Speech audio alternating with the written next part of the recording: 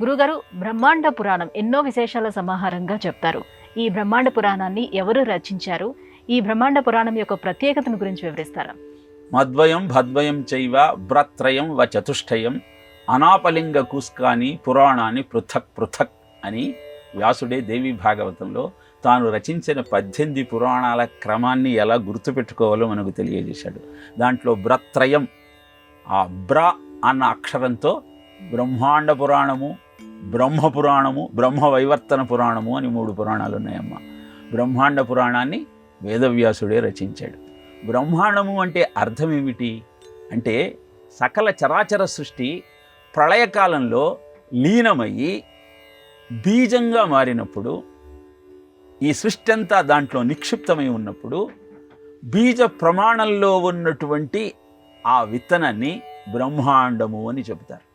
బ్రహ్మాండ పురాణంలో ఆ విత్తనం నుంచి తిరిగి ఈ సకల చరాచర సృష్టి ఎలా ఏర్పడిందో విధి విధానాలతో సహా, ఆఖ్యానాలతో సహా మనకు వివరించాడు వేదవ్యాసుడు.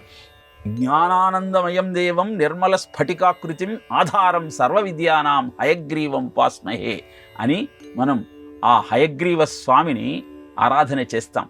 జ్ఞానము తద్వారా ఆనందము, ఈ రెండింటినీ మనకు అందించగలిగినటువంటి అద్భుతమైన విజ్ఞానమే బ్రహ్మాండ పురాణము.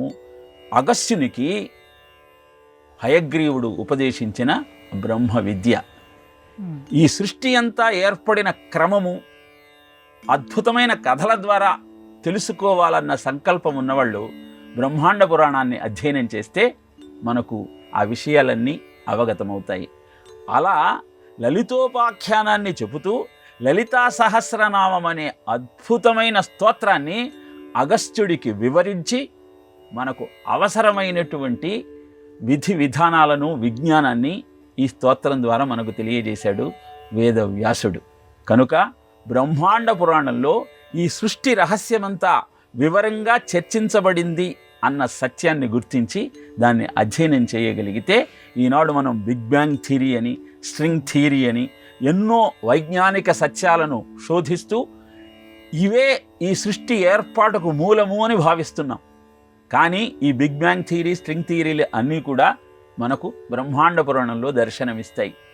సర్గశ్చ ప్రతిసర్గశ్చ వంశో మన్వంతరాని చ వంశానుచరితం యత్ర పురాణం పంచలక్షణము అని చెప్తాం. అంటే ఈ సృష్టి ఎలా ఏర్పడింది అని ప్రతి పురాణంలో వ్యాసుడు మనకు తెలియజేశాడు. కనుక ఈ థియరీలన్నీ మనకు కొత్తవేవి కాదు. మనకు అవి అధ్యయనం చేసే సమయం లేక, ఆ భాషను అర్థం చేసుకునే సామర్థ్యం లేక మనము అవస్థపడుతున్నాం. కానీ పురాణ విజ్ఞానం అంటేనే ప్రజా విద్య. దాన్ని గనక మనం అధ్యయనం చేసి అభ్యాసం చేయగలిగితే అన్ని సమస్యలకు పరిష్కారం మనకు పురాణ విజ్ఞానంలో అందజేయబడిందన్న సత్యాన్ని గుర్తించే ప్రయత్నం చేద్దాం.